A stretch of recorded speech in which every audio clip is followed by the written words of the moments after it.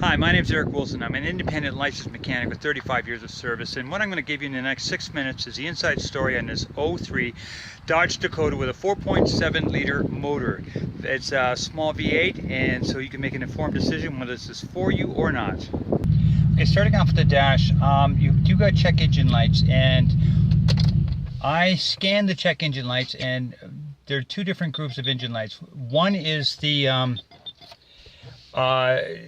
one group of engine lights is because of misfire, which basically means that the motor needs a tune-up. The other ones are transmission codes. I'm not sure exactly what they're about. I haven't test driven this vehicle. That's something you'd have to try it out and see if it's you know, worth your time and money. I'll tell you right off the get-go, this is definitely a work truck. Okay, like there's just a lot of miles in this thing, and a lot of body issues that I'm going to show you. I'm going to just take you through it, and frankly, whatever offer you want to make, I'm sure he'd take it. Okay, so I'm just going to let you know so you can decide whether you even want to put an offer on it.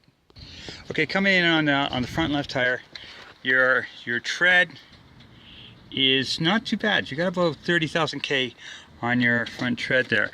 On your the front left. Now, you notice this is your shock right there, and it is leaking. So that is leaking, and that's where all the wet is coming from. So that shock, I would be changing that. Now, this is your outer tie rod, and I've tested it. I'm going to test it now with, I've got the jack underneath it. I'm going to test that in a minute and tell you what the story on that is. Your CV boot, which is your outer CV boot here, is intact. Okay, that's intact, and your inner CV boot, which is right here, is intact as well. Okay, so now with the jack under, I'm going to check the outer tie rod and the upper control arm. Okay, your outer tie rod on your left side is tight, and your upper control arm is tight as well on the left side. Okay, just to give you a pan, you got rust issues happening under the doors here. Okay, just so you see for yourself. I don't want you wasting your time. If this is, you got rust issues up on the side of the box here. Okay, now on the rear tires, again, about 40,000 K. Lots of tread left in there. Your springs are intact. There's no visible leaks as far as drive shafts, and your diff, which is a good sign. And I'll take you to the brakes now. Okay, on your brakes, you've got about 30,000 K left on the rear brakes, so that's lots of K left in there. Okay, the rear shock is dry, so that's a good sign. Here's the rest of your spring, and there's no broken leaves that I can see. Your exhaust is broken. You're missing a muffler, and I'll show you that in a second there.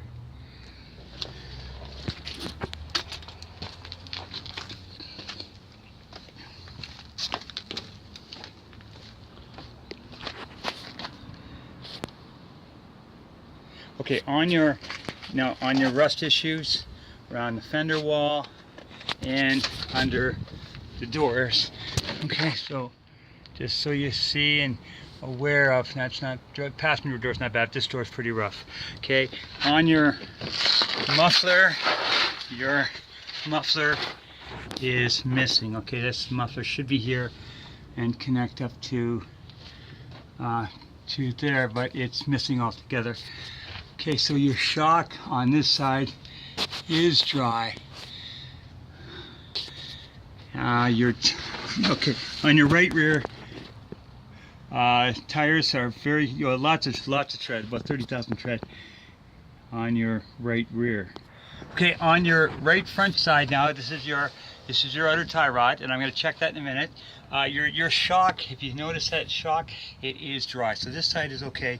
Your tread, yeah, lots of tread on your front. Your CV boot is intact, and your inner CV boot is intact. No leaks there. Yeah. Okay, with the jack under it, under the front wheel, I'm going to check the. Okay, now This has got a loose bearing on this front this front right wheel. You're gonna have to change the bearing up on this side. Yeah, it's definitely a loose bearing on this front right. The outer tie rod is tight. The upper control arm is tight, but the bearing itself is loose. So you're gonna have to change up a bearing if you're gonna, or you don't have to, but it's just something you're gonna have to be aware of as well. Okay, now taking a look underneath the oil filter cap, the thing I always look for is white goo, because that is an indication of an internal leak, but it has none, so there is no internal leak as far as I can tell, and which is a good sign. 4.7 small V8, fairly well on gas, not the greatest, but they get good power. So that's my inside story on this particular vehicle, and folks, it's, you know, make an offer. I'm pretty sure that this seller will be pretty much take anything he's offered, but give it a shot if you're interested. And I am willing and able to do this inside information on any vehicle you're interested in, whether it's here or wherever it is. It's always the same, never cost and no commitment. Where I get paid from is from whoever you buy it from is the person that's going to pay me. So I look forward to helping you find your next vehicle, and have a good one. Eric Wilson.